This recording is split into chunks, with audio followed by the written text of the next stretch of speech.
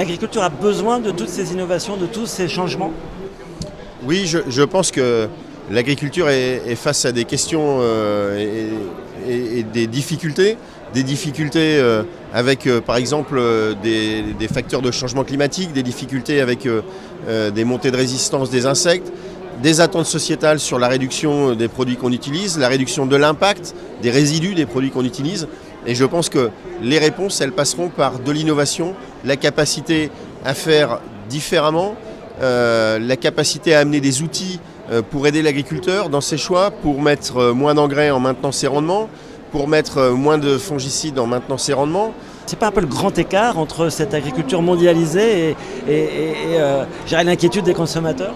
Mais justement, je pense que ces innovations, elles peuvent aussi permettre de gérer de la traçabilité, de différencier des produits, de faire en sorte qu'on suive le produit de l'agriculteur jusqu'au consommateur, notamment via les outils numériques qu'on essaye de mettre en place. Et c'est ça qui peut redonner confiance aux consommateurs en montrant que l'agriculture française, elle s'appuie sur la technique, elle innove, mais elle innove au service du consommateur, au service des enjeux qui sont devant nous.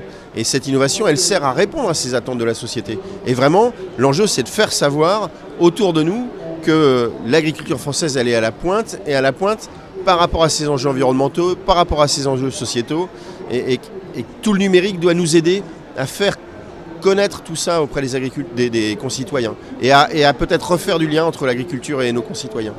C'est à la portée de tout le monde, ces innovations. On pense souvent à l'image du petit agriculteur dans un département un peu défavorisé.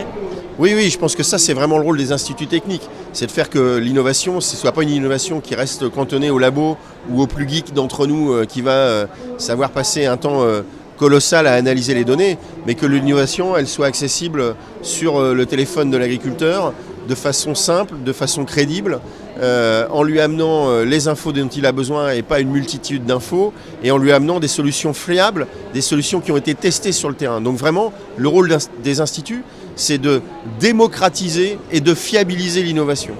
Et les données, vous parlez des données, ça peut avoir un enjeu international, enfin on a des enjeux insoupçonnés. Oui, alors les enjeux autour des données, ils sont internationaux. D'ailleurs, si les Américains via Google, Amazon, Microsoft, ou les Chinois via Alibaba ou Huawei ont investi autour des données, c'est pas un hasard. Hein. C'est parce que demain, je pense que les enjeux autour de la donnée peuvent être aussi majeurs que les enjeux autour de la possession du sol. Et je cite un exemple régulièrement, c'est celui de John Deere. Quand vous achetez une moissonneuse-batteuse aux États-Unis, John Deere consent à laisser les données du capteur de rendement qui mesure le rendement au fur et à mesure que la machine arrive. John Deere consent à laisser les données aux agriculteurs, mais il en reste propriétaire. Et avec ça, il peut mesurer les rendements de blé aux États-Unis et les vendre ces données-là aux traders. Et les traders, ils vont utiliser ça pour faire de la spéculation, et ça va se retourner contre les agriculteurs, parce que la spéculation, c'est un vrai problème pour nous de gérer ces fluctuations de prix. Donc il y a un vrai enjeu pour que nos données, elles soient au bénéfice des agriculteurs et pas utilisées parfois contre les agriculteurs. Et pour ça, il ne faut pas laisser des grosses multinationales gérer nos données, mais il faut que le collectif des acteurs de l'agriculture s'organise pour garder la maîtrise de ces données et les mettre au service des agriculteurs. Et ça a toujours été une force de l'agriculture française, c'est d'être très organisé autour de l'intérêt des agriculteurs, comme le sont les instituts techniques, qui sont vraiment là, pilotés par des agriculteurs et au service des agriculteurs. Il y a ce que vous appelez les attentes sociétales. Donc on sait que, par exemple, beaucoup de gens s'inquiètent du bien-être animal. C'est une tendance de plus en plus forte. Il y a des gens qui veulent manger local ou acheter local. Comment on répond à ces demandes ? Eh bien, justement, l'enjeu du bien-être animal, par exemple, c'est assez révélateur. Le bien-être animal, c'est plein de choses. C'est effectivement la place et le parcours que peut avoir l'animal, mais par exemple, la gestion de la température dans un poulailler. C'est un enjeu essentiel du bien-être animal. Vous avez souvent des rideaux qui s'ouvrent. S'il fait froid et que vous laissez les rideaux ouverts, le poulet il va avoir froid, il va pas être bien. S'il fait chaud et que vous laissez les rideaux fermés, le poulet il va se retrouver dans une atmosphère un peu suffocante et pas très agréable non plus. Juste pour illustrer que le critère du bien-être, c'est plein de points. Et on a développé une application sur smartphone qui permet, c'est l'Institut l'Itavi qui a développé ça, l'Institut de la volaille, qui a développé une application qui permet à l'agriculteur, en rentrant ses pratiques, d'avoir quelque part une notation de sa performance d'un point de vue bien-être animal et surtout d'améliorer, parce que l'enjeu c'est de l'améliorer. Et donc on lui a mis un outil à disposition pour permettre de progresser d'un point de vue bien-être animal. Et cet outil-là, il a été conçu par nous, mais aussi en lien avec des associations environnementalistes pour valider un peu ce qu'il y avait dedans. Et par le numérique, on a mis en place pour l'agriculteur un outil pour être encore mieux demain en termes de gestion du bien-être de ces animaux. Dans les attentes sociétales, il y a également l'inquiétude de la disparition des insectes.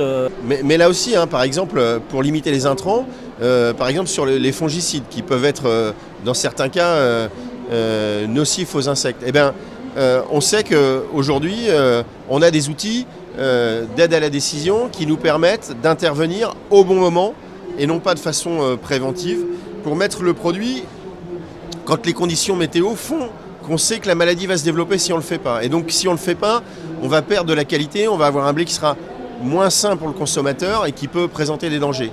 Donc on intervient, mais maintenant on intervient juste quand il faut. Et puis par la technique, on a aussi commencé à développer des variétés qui avaient moins ces sensibilités aux maladies. Et on a des instituts qui ont travaillé pour développer en pommes de terre, sur du basilic, là on a quelques exemples sur le stand, des variétés qui vont résister aux maladies et qui vont du coup nécessiter, elles, moins de traitement et donc là aussi mieux préserver l'environnement. Mais pour faire tout ça, pour progresser dans tout ça, il faut miser sur la technique et miser sur la technique pour répondre à ces enjeux environnementaux.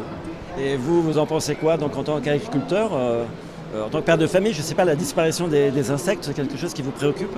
Alors, oui, c'est quelque chose... C'est une question personnelle, hein? Oui, c'est quelque chose qui ne me laisse pas indifférent, c'est sûr.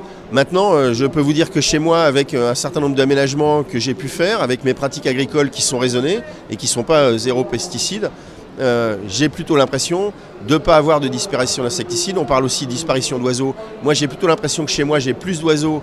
Alors, je ne l'ai pas mesuré, donc c'est un peu... voilà, mais j'ai plutôt l'impression que j'ai plus d'oiseaux que par le passé. Et en tout cas, j'ai plutôt l'impression d'être attentif à mon environnement parce que c'est mon lieu de travail, parce que c'est l'endroit où je vis et que je suis plus dans la nature que la majorité de mes concitoyens. Donc, j'ai vraiment l'impression, par mes pratiques, de faire très attention à l'environnement et d'essayer de préserver l'environnement et parfois d'œuvrer plus que mes concitoyens pour l'environnement parce que moi j'y suis tous les jours et j'y fais attention tous les jours. Le citadin a une mauvaise perception de l'agriculture? Non, je pense que le citadin il a confiance dans l'agriculteur. Je peux vous dire qu'aujourd'hui d'ailleurs il y a un certain nombre d'acteurs de l'agroalimentaire qui ont bien compris ça. Le citoyen, il a confiance en son agriculteur, il a confiance aux produits de proximité, il a confiance à l'image que véhicule l'agriculture. Et donc l'enjeu là, c'est face à quelques personnes qui nous ont décrié, c'est de retrouver des liens avec la majorité de la population qui a confiance en ses agriculteurs, en leur expliquant ce qu'on fait, en leur expliquant le progrès qu'on a fait. Vous voyez, on est par exemple très décrié sur... le bien-être animal. Moi, je peux vous dire que je ne connais pas un agriculteur qui n'est pas fondamentalement attaché à ses animaux et qui ne fait pas attention à ses animaux. Donc ça, c'est des messages honteux qui ont pu être diffusés par certains. Et c'est toujours facile d'aller avec une caméra, de filmer 2 heures et de trouver le petit truc qui ne va pas. Je peux vous dire que les agriculteurs, c'est ceux qui tiennent le plus, qui sont le plus attachés au bien-être de leurs animaux. Et donc... derrière ça, je pense que ce qu'on essaye de faire, c'est de renouer au travers de ce salon du lien entre les agriculteurs et la société pour que ce lien de confiance qui est un peu historique, il perdure.